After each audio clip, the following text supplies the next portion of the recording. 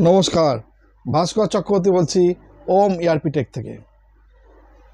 আমি গতকাল রবিবার একটুখানি বিজি ছিলাম বলে ভিডিও করতে পারিনি। অ্যাকচুয়ালি কালকে দুখানা নতুন ব্যাচ আমার স্টার্ট হয়েছে এবং সেই দুটো ব্যাচের প্রাইমারি ক্লাসটা আমাকে গতকাল করতে হয়েছিল, সেই জন্য টাইম পাইনি, তাই একদমই ভিডিও করার সময় হয়নি। আজকে আমি সময় একটু পেয়েছি, ভিডিওটা ওই জন্য করতে এলাম। তো এনিওয়ে, আমি একটা কথা বলতে চাই, যেটা আমি একটা ট্র্যাডিশন, আমি আগেও বলেছিলাম, আজকেও বলছি, যে SAP শেখার যে উপযোগিতা কতটুকু সেটা আমি কিন্তু এখন খুব বেশি করে দেখতে পাচ্ছি। আমি আজকে ঘটনাটা ঘটেছে, প্রায় এটা ধরুন, এটা গড়িয়া, নিউ গড়িয়া, অনেকটা দূর আমার বাড়ি থেকে। সেখান থেকে একটি ছেলে আমার বাড়িতে ফিজিক্যালি আসে, এসে এনকোয়ারি করে যায়, সমস্ত কিছু ডিপ্লোমা করা, মেকানিক্যাল যাদবপুর থেকে করেছে।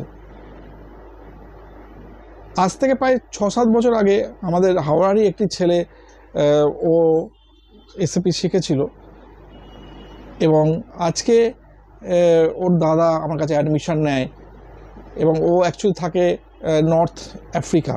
ঠিক আছে, এই নর্থ আফ্রিকাতে ও চলে যাবে, পাক্কা 20 থেকে 25 দিন হয়তো সময় আছে।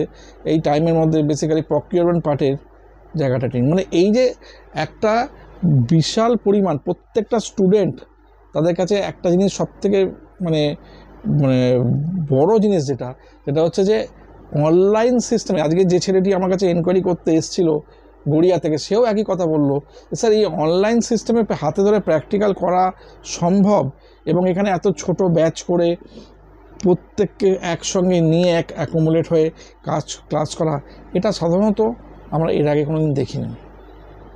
ঠিক আছে, তো এই যে জায়গাটা আছে, এই জায়গাটা কিন্তু খুব ভাইটাল জায়গা, এই জায়গাটা কিন্তু ভীষণ ভাইটাল জায়গা। এইটা আমি আপনাদের এখান থেকে পেয়েছি। তো যাই হোক, আমি একটা কথা প্রত্যেককে বলতে চাই, স্টুডেন্টদেরকে, যে আপনারা যারা যারা ক্লাস করছেন তাদেরকে, এবং যারা যারা অ্যাডমিশান কন্টিনিউয়াস চলছে, এবং প্রত্যেকে নিজেদের প্র্যাকটিসটা অ্যাটলিস্ট এভরি উইকে করার চেষ্টা করবেন, 2 দিন 3 দিন করে মিনিমাম, যাতে আলটিমেটলি যখন প্রত্যেকটা নতুন টপিক হবে পুরনো টপিকের ব্যাকআপটুকু থাকে। আমি তো দেখে নেবো কী হয়েছে না হয়েছে, আমি জিজ্ঞেস করেই নিই, কোনো প্রবলেম হলে সেটাকে আবার নতুন করে ধরিয়ে দিই। বাট এখানে এই জন্যই বলছি, দেখুন, যারা ফ্রেশার স্টুডেন্ট আছে, যারা এই ধরুন গ্র্যাজুয়েশান করছে বা গ্র্যাজুয়েশান করে এখানে অ্যাডমিশান করেছে, আমি তাদের ক্ষেত্রে একটা কথাই বলছি, বারে বারে যে অপরচুনিটিগুলো আসছে আগামী দিনে MNCতে, সেগুলোকে ঠিকভাবে কাজে লাগানো। তাই জন্য বলছি, প্র্যাকটিসটার মধ্যে সবসময় থাকবেন, প্র্যাকটিক্যাল পার্টের মধ্যে সবসময় থাকবেন, এটা কিন্তু ভীষণ জরুরি জিনিস আছে। তো আর একটা জিনিস বলছি, যে আমি স্টুডেন্টদের দেখি প্রত্যেকের একটাই কমপ্লেন, যে টিকট মুখস্থ হচ্ছে না। এটা একটা লেম এক্সকিউজ, এটা একটা লেম এক্সকিউজ। আজকে বহু মানুষ আছে, বাসের নাম্বার প্রচুর মুখস্থ বিভিন্ন রুটের। আজকে বহু মানুষ আছে যারা ট্রেনে চলাচল করে, তার ট্রেনের টাইম পুরো মুখস্থ কখন আছে, সমস্ত কিছু। বিভিন্ন জায়গায় দোকান, কোথায় ভালো দোকান আছে না আছে, খাবার থেকে শুরু করে সব কিছু সব মুখস্থ থাকে। তো এইগুলো যদি আমরা মনে রাখতে পারি, এগুলো যদি আমাদের মনে রাখার মতো বিষয়বস্তু হয়, এগুলো যদি প্রয়োজন মনে করি যে এটা আমাদের মনে রাখলে আমাদের একদম প্রাত্যহিক জীবনে চলতে পারবো না, ঠিক সেরকমভাবেই যদি প্রতিদিন 5টা করে টিকট মুখস্থ করি এবং প্রিভিয়াস 5টা টিকটকে যদি আবার রিভিশন করি, তাহলে আমার মনে হয় এটা কিন্তু ইজিলি সম্ভব। আমরা কিন্তু এইটার পেছনে ভীষণভাবে লেজিনেস শো করছি। টিকট মুখস্থ করাটা, টিকট আমাকে মুখস্থ করতেই হবে, এর মধ্যে কোনো লজিক নেই, আমাকে আমার মতো করে মুখস্থ করতেই হবে সেই জায়গাটাকে রেডি করাটা কিন্তু খুব জরুরি কাজ। এবং টিকটের ওপর বেস করে কিন্তু ইন্টারভিউতে কোয়েশ্চেন্সও হচ্ছে। আজকে মোটামুটি জুনিয়র লেভেলের ইন্টারভিউ দুটো আমি দেখেছি, আমি পাঠিয়েছিলাম ছোটোখাটো একদম ওদের জাস্ট ব্যাক অফিসের জন্য, সেখানে কিন্তু টিকট জিজ্ঞেস করেছে। আপনি এসএপি কি জানেন, আপনি এসএপি শিখেছেন, আপনি ওই সার্টিফিকেট আছে, এগুলো কেউ খুঁজবে না যদি আপনাকে যেটা রিকোয়ারমেন্ট সেটা যদি আমি জিজ্ঞেস করি না পাই। আমি একটা জিনিস সব থেকে আশ্চর্য হয়ে যাই, বিভিন্ন স্টুডেন্ট আজকে আমাকে এসে যখন এনকোয়ারি করে তারা বলে যে জব ফেসিলিটি, জবটা যে দেবো আপনি জবটা করতে পারবেন, আপনি প্রপারলি এসএপি শিখতে পারবেন? নিজের বুকের হাত দিয়ে বলুন তো, কার অতটা কনফিডেন্স আছে? আমি তো 90% স্টুডেন্টকে দেখি যে কোম্পানি কোডটা দিয়ে ক্লাস শুরু করি সেই কোম্পানি কোডটা দিয়েই শেষ করে, আর দ্বিতীয় কোনো কোম্পানি কোড বানায় না। 90%, ঠিক আছে? তো সেখানে আপনি কি করে এক্সপেক্ট করবেন যে আপনি সেখানে আপনাকে জব দেবে কেউ?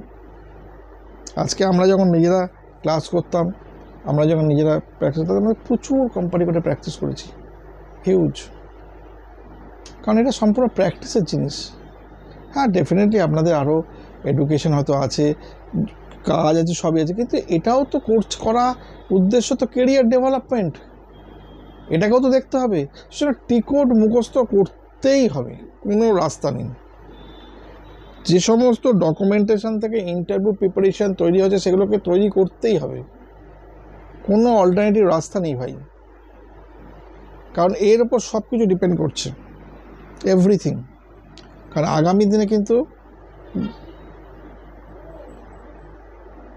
যথেষ্ট ইন্টারভিউ হবে।